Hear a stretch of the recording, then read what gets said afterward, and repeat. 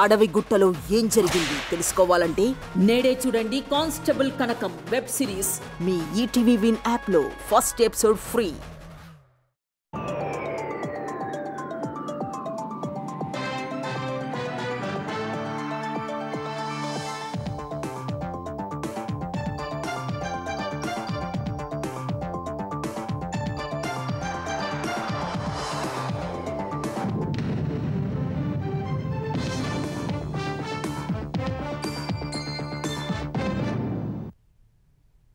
నమస్కారం, ETV news కు స్వాగతం.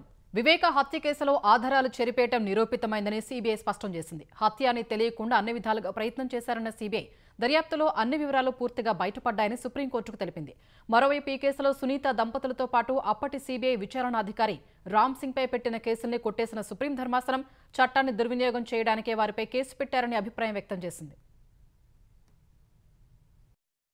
వివేక హత్య కేసులో నిందితులుగా ఉన్న అవినాష్ రెడ్డి సహా పలువురు బెయిల్ రద్దు చేయాలని కోరుతూ సునీత, సీబీఐ వేర్వేరుగా దాఖలు చేసిన పిటిషన్లపై సుప్రీంకోర్టు మరోసారి విచారణ జరిపింది. ఈ సందర్భంగా సీబీఐ తరపున అదనపు సొలిసిటర్ జనరల్ ఎస్వి రాజు వాదనలు వినిపించారు. హత్య జరిగిన తీరు చూస్తే నిందితులకు 2-5 ఏళ్ల శిక్ష చాలా తక్కువ అనిపిస్తోందని తెలిపారు. ఈ కేసులో కోర్టు మరణశిక్ష విధించే అవకాశం కూడా ఉందన్నారు. ఆధారాలు చెరిపేయడం, సాక్ష్యాధారాలు లేకుండా చేయడం నిరూపితమైందని పేర్కొన్నారు. వివేకాది హత్య అని తెలియకుండా ముందు గుండెపోటు అని, తర్వాత రక్తపు వాంతులని ప్రచారం చేశారని వివరించారు. మరోవైపు ఆంధ్రప్రదేశ్ ప్రభుత్వం తరపున సీనియర్ న్యాయవాది అహ్మదీ కొన్ని కీలక వివరాలను కోర్టు ముందు ఉంచారు. నిందితుడు శివశంకర్ రెడ్డి కుమారుడు చైతన్యరెడ్డి మెడికల్ క్యాంపు పేరుతో కడప జైలుకు వెళ్లారని, ఇందుకు సంబంధించిన అన్ని ఆధారాలు ఫోటోలతో సహా ఉన్నాయన్నారు. కేసులో అప్రూవర్గా ఉన్న దస్తగిరిని జైలుకు వెళ్లి చైతన్యరెడ్డి బెదిరించినట్లు సాక్ష్యాలున్నాయని, అవన్నీ నిరూపితమయ్యాయని వివరించారు.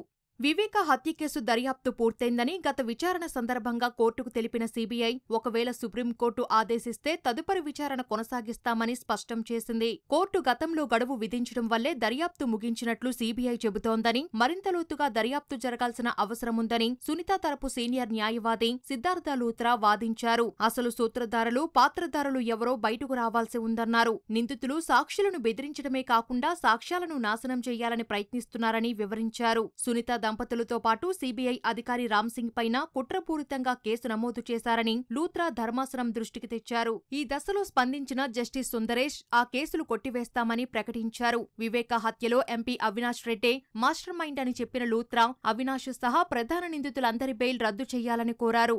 ఈ కేసులో తదుపరి దర్యాప్తు అవసరమో లేదో చెప్పాలని సీబీఐని ఆదేశించిన సుప్రీంకోర్టు నిందితులను కస్టోడియల్ విచారణ చెయ్యాలో వద్దో కూడా చెప్పాలని పేర్కొంది. ఎంతమంది నిందితుల బెయిల్ రద్దు చేయాలనే విషయం కూడా చెప్పాలని సూచించింది. అనంతరం సునీత దంపతులు సీబీఐ అధికారి రామ్ సింగ్ పై నమోదు చేసిన ఎఫ్ఐఆర్లను కొట్టివేసింది. తదుపరి విచారణ వచ్చే నెల 9వ తేదీకి వాయిదా వేసింది. సమాజంలో పేదలకు అనునిత్యం అండగా ఉండడమే పేదరిక నిర్మూలనకు నిర్వచనమని ముఖ్యమంత్రి చంద్రబాబు అన్నారు. తమది సంపద సృష్టించి పేదలకిచ్చే ప్రభుత్వమని చెప్పిన చంద్రబాబు సంపన్నులైన వారు కూడా తమ వంతుగా సాయం అందించాల్సిన అవసరం ఉందని వివరించారు. ఆర్థిక సంస్కరణల వల్ల సంపద సృష్టించడం చాలా సులభమైనప్పటికీ సమాజంలో పేదలు ఇంకా అలాగే ఉన్నారని చంద్రబాబు తెలిపారు. అలాంటి వారిని ఆర్థికంగా అందరితో సమానంగా పైకి తీసుకొచ్చేందుకే P4 కార్యక్రమాన్ని ప్రారంభించామని తెలిపారు. మంగళగిరిలో నిర్వహించిన P4 ప్రారంభ కార్యక్రమంలో పాల్గొన్న ముఖ్యమంత్రి ముందుగా బంగారు కుటుంబాలు, వారిని దత్తత తీసుకున్న మార్గదర్శకులతో ముఖాముఖి నిర్వహించారు. విదేశాల్లో ఉన్న వారితో జూమ్ ద్వారా ముఖాముఖి నిర్వహించారు. బంగారు కుటుంబాల దత్తతకు సౌదీ అరేబియాకు చెందిన పలువురు తెలుగు వాళ్లు ముందుకొచ్చారు. కుప్పం నియోజకవర్గానికి చెందిన 250 కుటుంబాలను చంద్రబాబు దత్తత తీసుకున్నారు. దత్తత సంకేతంగా అడాప్ట్ ట్రీని బంగారు కుటుంబాలకు అందించారు. ఇదే సమయంలో ప్రజారోగ్య పరిరక్షణకు సంజీవని పేరిట కొత్త పథకం తీసుకొస్తున్నామన్న సీఎం బిల్ గేట్స్ ఫౌండేషన్తో కలిసి ప్రజారోగ్య పరిరక్షణ చేపడతామని తెలిపారు. వైసీపీ నాయకులు ఎన్ని తప్పుడు ప్రచారాలు చేసినా అమరావతి పనుల్ని నిర్దేశిత గడువులోగా పూర్తి చేస్తామని ఆంధ్రప్రదేశ్ పురపాలక శాఖ మంత్రి నారాయణ స్పష్టం చేశారు. పశ్చిమ బైపాస్ నిర్మాణంలో అధికారుల అలసత్వం వల్లే రాజధాని ప్రాంతంలో వరద నీరు నిలిచిందని చెప్పారు. మంగళగిరి మండలంలో వరద నీరు నిలిచిన ప్రాంతాల్లో పర్యటించిన ఆయన జాతీయ రహదారిపై బ్రిడ్జి కింద సుమారు 25 అడుగుల మేర మట్టి ఉందని తెలిపారు. దానిని తొలగించాలంటే వెంటనే సాధ్యం కానుందనే బ్రిడ్జి సమీపంలో జాతీయ రహదారిని కొంతమేర తొలగిస్తున్నట్లు వివరించారు. అమరావతి మునిగిపోయిందని విపక్షాలు చేస్తున్న ఆరోపణల్ని తిప్పికొట్టిన మంత్రి వైసీపీ తీరు మార్చుకోకపోతే ఈసారి 11 సీట్లు కూడా రావని ఎద్దేవా చేశారు. అమరావతిలో పర్యటించి తమపై ఆరోపణలు చేస్తే ప్రజలు నమ్ముతారన్న నారాయణ లేకపోతే వాళ్లే గట్టిగా సమాధానం చెబుతారని పేర్కొన్నారు. మరో ఏడాదిన్నరలో రహదారుల నిర్మాణం పూర్తవుతోందన్న మంత్రి వర్షాలు తగ్గగానే రైతులకు ఇచ్చిన ప్లాట్లలో సరిహద్దు రాళ్లు కొత్తవి వేస్తామని చెప్పారు. తెలంగాణలో రైతులకు యూరియా సరఫరా చేయకుండా కేంద్రం మొండి వైఖరి ప్రదర్శిస్తోందని సీఎం రేవంత్ రెడ్డి మండిపడ్డారు. యూరియా సరఫరా చేయాలని ఎన్నిసార్లు కోరినా కేంద్రం స్పందించడం లేదని విమర్శించారు. ఈ విషయంలో బీజేపీ నేతల వైఖరిపై ఆరోపణలు గుప్పించిన రేవంత్ రెడ్డి ప్రధాని మోదీని ప్రశ్నించడానికి ఎందుకు భయపడుతున్నారని ప్రశ్నించారు. మరోవైపు తెలంగాణకు రావాల్సిన యూరియాను కేంద్రం తక్షణమే ఇవ్వాలని టీపీసీసీ అధ్యక్షుడు మహేష్ కుమార్ గౌడ్ డిమాండ్ చేశారు. కాంగ్రెస్ ప్రభుత్వంపై అక్కసుతోనే రాష్ట్రానికి రావాల్సిన వాటా ఇవ్వడం లేదని మండిపడ్డారు. యూరియా కోసం సీఎం రేవంత్ రెడ్డి మంత్రి తుమ్మల కేంద్రానికి లేఖ రాశారని గుర్తు చేశారు. బీజేపీ బీఆర్ఎస్ లోపాయికారి ఒప్పందంతో యూరియాను అడ్డుకుంటున్నారని మహేష్ గౌడ్ ఆరోపించారు. భవిష్యత్తు అంతా వ్యవసాయ రంగానిదేనని తెలంగాణ వ్యవసాయ శాఖ మంత్రి తుమ్మల నాగేశ్వరరావు అన్నారు. సిద్దిపేట జిల్లా ములుగులోని శ్రీ కొండా లక్ష్మణ ఉద్యాన విశ్వవిద్యాలయాన్ని సందర్శించిన మంత్రి పలు అభివృద్ధి కార్యక్రమాలకు శ్రీకారం చుట్టారు. అనంతరం పీజీ, పీహెచ్డీ విద్యార్థులతో నిర్వహించిన ముఖాముఖిలో మాట్లాడిన మంత్రి ఎన్ని ఉపద్రవాలు వచ్చినా దేశానికి అన్నం పెట్టే ఏకైక సాధనం సేద్యం మాత్రం ఆగదన్నారు. కరోనా సమయంలో అన్నీ మూతపడ్డా నాగలి రైతు శ్రమ ఆగలేదని గుర్తు చేసుకున్నారు. చక్కని నైపుణ్యం ఉంటే ఐఏఎస్, ఐపీఎస్, సాఫ్ట్వేర్ ఇంజనీర్ల కంటే ఉద్యాన పట్టభద్రులకు విపరీతమైన గిరాకీ ఉంటుందన్నారు. విద్యార్థులు సగం రోజులు తరగతి గదులు, ప్రయోగశాలల్లో ఉంటూ మిగతా సగం రోజులు పంట క్షేత్రాలలో రైతులతో మమేకం కావాలని తుమ్మల పిలుపునిచ్చారు. ఉపరాష్ట్రపతి ఎన్నికకు పోటీ అనివార్యమైంది. ఈ ఎన్నికల్లో తమ అభ్యర్థిని బరిలోకి దింపాలని ప్రతిపక్షాలు నిర్ణయించాయి. ఈ మేరకు తమ ఉపరాష్ట్రపతి అభ్యర్థిగా విశ్రాంత న్యాయమూర్తి జస్టిస్ బి సుదర్శన్ రెడ్డిని ఇండీ కూటమి ప్రకటించింది. తెలంగాణకు చెందిన జస్టిస్ సుదర్శన్ రెడ్డి ఉమ్మడి ఆంధ్రప్రదేశ్ హైకోర్టు జడ్జిగాను, గువాహటి హైకోర్టు ప్రధాన న్యాయమూర్తిగాను, సుప్రీంకోర్టు న్యాయమూర్తిగాను సేవలందించారు. గోవా తొలి లోకాయుక్తగాను పనిచేశారు. అటు ఎన్డీఏ ఉపరాష్ట్రపతి అభ్యర్థిగా సిపి రాధాకృష్ణన్ పేరును ఇప్పటికే బీజేపీ ప్రకటించింది. ప్రతిపక్షాలు కూడా అభ్యర్థిని ప్రకటించగా ఉపరాష్ట్రపతి ఎన్నిక అనివార్యం కానుంది. ఎన్డీఏ ఉపరాష్ట్రపతి అభ్యర్థి సిపి రాధాకృష్ణన్ జీవితంలో ఎలాంటి వివాదం లేదని, అవినీతి మచ్చలేదని పార్లమెంటరీ వ్యవహారాల మంత్రి కిరణ్ రిజిజు అన్నారు. సిపి రాధాకృష్ణన్ సరళమైన జీవితాన్ని గడిపారని, దేశం కోసమే పనిచేశారని చెప్పారు. అలాంటి వ్యక్తి ఉపరాష్ట్రపతి అయితే దేశానికి ఎంతో సంతోషకరమైన విషయమని కొనియాడారు. ఢిల్లీలో ఎన్డీఏ పార్లమెంటరీ పార్టీ సమావేశం తర్వాత మాట్లాడిన కిరణ్ రిజిజు సిపి రాధాకృష్ణన్ను ప్రధాని మోదీ సత్కరించినట్టు చెప్పారు. ఎన్డీఏ పార్లమెంటరీ పార్టీ సమావేశంలో సిపి రాధాకృష్ణన్ను ప్రధాని మోదీ ఎంపీలకు, ఫ్లోర్ లీడర్లకు పరిచయం చేశారని తెలిపారు. సిపి రాధాకృష్ణన్ను ఉపరాష్ట్రపతిగా ఏకగ్రీవం చేసేందుకు ఎన్డీఏ పక్షాలు మద్దతివ్వాలని ప్రధాని కోరినట్టు రిజిజు వెల్లడించారు. బంగాళాఖాతంలో ఏర్పడిన అల్పపీడన ప్రభావంతో ఆంధ్రప్రదేశ్ వ్యాప్తంగా విస్తారంగా వర్షాలు పడుతున్నాయి. ఎగువన కురుస్తున్న వానలకు ఉభయ గోదావరి జిల్లాల్లో గోదావరి వరద పోటెత్తింది. చింతూరు, కూనవరం వాసులు తీవ్ర అవస్థలు పడుతున్నారు. దేవీపట్నం మండలంలో గండిపోచమ్మ ఆలయం నీట మునిగింది. లంక గ్రామాల వాసులు పడవల్లో, నదీపాయల్లో రాకపోకలు సాగిస్తున్నారు. అంబేద్కర్ కోనసీమ జిల్లాలో గౌతమి, వృద్ధ గౌతమి, వైనతయ్య, గోదావరి నదీపాయలు పొంగి పొర్లుతున్నాయి. ఎన్టీఆర్ జిల్లా వ్యాప్తంగా లోతట్టు ప్రాంతాల ప్రజల్ని అధికారులు అప్రమత్తం చేశారు. కృష్ణానది పరివాహక ప్రాంత పొలాలకు వెళ్లకూడదని సూచించారు. కృష్ణానదికి వరద ఉధృతి పెరుగుతుండటంతో దివిసీమ రైతులకు కంటి మీద కొనుకు కరువైంది. పులిగడ్డ అక్విడక్ట్ వద్ద వరద పరిస్థితి ఆందోళనకరంగా ఉంది. బాపట్ల జిల్లా కొల్లూరు, భట్టిప్రోలు మండలాల్లోనూ వరదలతో రైతులు, ప్రజల్లో గుబులు మొదలైంది. కొన్ని లోతట్టు ప్రాంతాలు నీట మునిగి పలు ప్రాంతాలకు రాకపోకలు నిలిచిపోయాయి. రాయలసీమలోనూ వర్షాలు దంచి కొడుతున్నాయి. పెన్నానది పరివాహకంలోని లోతట్టు ప్రాంతాలు జలమయమయ్యాయి.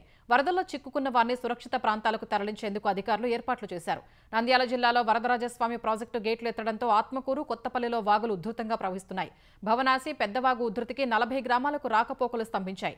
శ్రీకాకుళం జిల్లా ఆముదాల వలసలోని సరుబుజ్జిలి, బూర్జా, పొందూరు మండలాల్లోని నదులు, వాగులు పొంగిపొర్లుతున్నాయి. తెలంగాణలోనూ భారీ వర్షాలు కురుస్తున్నాయి. చెరువులు, వాగులు, వంకలు పొంగి పొర్లుతున్నాయి. నిజామాబాద్ జిల్లా ఇందల్వాయి మండలంలోని సిర్నాపల్లి, శీలం జానకిబాయి చెరువు నిండుకుండలా మారింది. కామారెడ్డి జిల్లా నస్రుల్లాబాద్ మండలంలో చేపల వేటకు వెళ్లి రాజు అనే యువకుడు మృతి చెందాడు. సహాయక చర్యలు చేపట్టి రాజు మృతదేహాన్ని వెలికితీశారు. భూపాలపల్లి జిల్లాలో లో లెవెల్ వంతెనలపై నుంచి వరద నీరు ప్రవహిస్తూ ఉండగా సింగారం గ్రామం జలదిగ్బంధంలో చిక్కుకుంది. ఇళ్లలోకి వరద చేరి ప్రజలు అవస్థలు పడుతున్నారు. కనుకనూరు, రెడ్డిపల్లి గ్రామాల మధ్య చెలిమెల వాగు అలుగుపోస్తోంది. రెడ్డిపల్లి గ్రామానికి రాకపోకలు నిలిచిపోయాయి. మహాముత్తారం మండలంలో పెగడపల్లి, కేశపూర్ గ్రామాల మధ్య పెద్దవాగు ఉధృతికి కాటారం, మేడారం రహదారిపై రాకపోకలు నిలిచిపోయాయి. రామగుండం సింగరేణి సంస్థకు సంబంధించిన 4 ఉపరితల గనుల్లో బొగ్గు ఉత్పత్తికి అంతరాయం ఏర్పడింది. భారీ యంత్రాలు మట్టి, బురద రోడ్లతో కదల్లేకుండా ఉన్నాయి. వర్షాలు పూర్తిగా తగ్గుముఖం పడితేనే బొగ్గు ఉత్పత్తి సజావుగా సాగుతుందని సింగరేణి అధికారులు వెల్లడించారు. ఎగువన కురుస్తున్న వర్షాలతో తెలుగు రాష్ట్రాల్లోని ప్రాజెక్టులకు భారీగా వరద వచ్చి చేరుతోంది. నిజామాబాద్ జిల్లా శ్రీరామ్ సాగర్ ప్రాజెక్టుకు వరద ఉధృతి కొనసాగుతుండగా 39 గేట్ల ద్వారా నీటిని దిగువకు విడుదల చేస్తున్నారు. నిజాం సాగర్ ప్రాజెక్టుకు కూడా వరద కొనసాగుతోంది. శ్రీరామ్ సాగర్ ప్రాజెక్టు గేట్లు ఎత్తడం వల్ల శ్రీపాద ఎల్లంపల్లి ప్రాజెక్టులోకి భారీగా వరద వచ్చి చేరుగా 35 గేట్లు తెరిచి నీటిని విడుదల చేస్తున్నారు. జయశంకర్ భూపాలపల్లి జిల్లాలోని కాళేశ్వరం త్రివేణి సంగమం జలకళ సంతరించుకుంది. గోదావరి, ప్రాణహిత నదులు పొంగి పొర్లుతున్నాయి. భద్రాచలం వద్ద గోదావరి నీటి మట్టం క్రమంగా పెరుగుతోంది. స్నానఘట్టాల వద్ద చాలా మెట్లు మునిగాయి.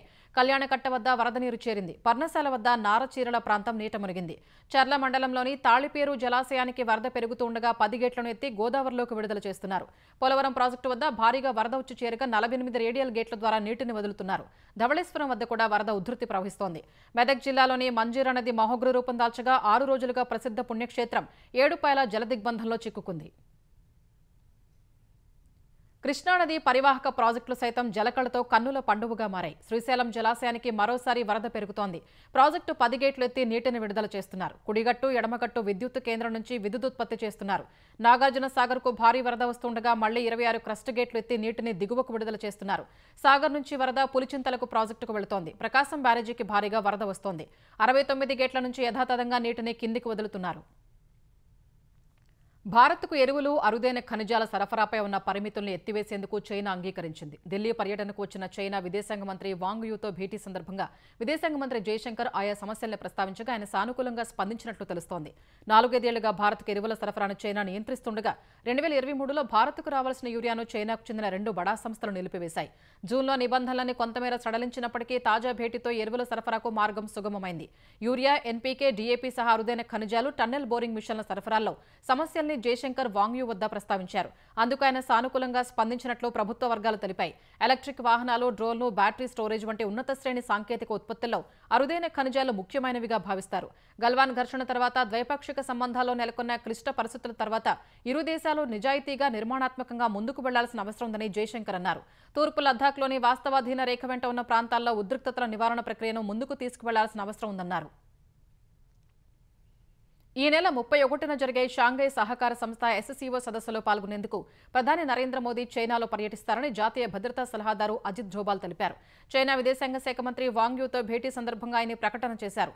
సరిహద్దు వివాదంపై ఇరు దేశాల మధ్య ప్రత్యేక ప్రతినిధుల చర్చల సందర్భంగా ప్రారంభోపన్యాసం చేసిన డోభాల్ ఇరు దేశాల సంబంధాలు, సరిహద్దు వెంట శాంతికి సంబంధించి కొత్త శక్తి, ఉత్సాహం వచ్చినట్లు చెప్పారు. సరిహద్దుల్లో శాంతియుత వాతావరణం నెలకొనడం సహా ఇరు దేశాల మధ్య ద్వైపాక్షిక సంబంధాలు గణనీయంగా మెరుగుపడినట్టు తెలిపారు. SCO సదస్సుకు మోదీ హాజరవుతారన్న డోభాల్ ప్రత్యేక ప్రతినిధుల చర్చలు ఎంతో ప్రాముఖ్యత సంతరించుకున్నట్లు చెప్పారు. ఈ నెల 31 నుంచి సెప్టెంబర్ 1 వరకు టియాన్జిన్లో జరిగే SCO సదస్సులో ప్రధాని మోదీ పాల్గొంటారని అధికారికంగా ప్రకటించడం ఇదే మొదటిసారి. ఆసియా కప్ టోర్నీ కోసం భారత జట్టును BCCI ప్రకటించింది. సూర్యకుమార్ యాదవ్ నాయకత్వంలోని 15 మంది సభ్యులతో కూడిన జట్టును అజిత్ అగార్కర్ నేతృత్వంలో సెలక్షన్ కమిటీ ఎంపిక చేసింది. టెస్ట్ కెప్టెన్ శుభ్మన్ గిల్ను తిరిగి జట్టులోకి ఎంపిక చేసిన కమిటీ అతన్ని వైస్ కెప్టెన్గా నియమించింది. స్టార్ పేసర్ బుమ్రా పునరాగమనం చేయనున్నాడు. అభిషేక్ శర్మ, తిలక్ వర్మ, రింకు సింగ్లను ఎంపిక చేశారు. వికెట్ కీపర్లుగా సంజు శాంసన్, జితేష్ శర్మలకు చోటు కల్పించారు. ఆల్రౌండర్లుగా హార్దిక్ పాండ్యా, శివం దూబే, అక్షర్ పటేల్కు జట్టులో చోటు దక్కింది.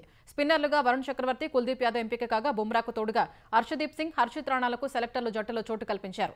స్టాండ్ బై ఆటగాళ్లుగా యశస్వి జైస్వాల్, ధ్రువ్ జురేల్, ప్రసిద్ధ కృష్ణ, రియాన్ పరాగ్, వాషింగ్టన్ సుందర్లను ఎంపిక చేశారు. ఐపీఎల్ అదరగొట్టిన శ్రేయస్ అయ్యర్కు సెలెక్టర్లు మొండి చేయి చూపారు. సెప్టెంబర్ 9 నుంచి UAEలో ఆసియా కప్ టోర్నీ జరగనుంది. ఒకే గ్రూపులో ఉన్న భారత్, పాకిస్తాన్ సెప్టెంబర్ 14న తలపడనున్నాయి.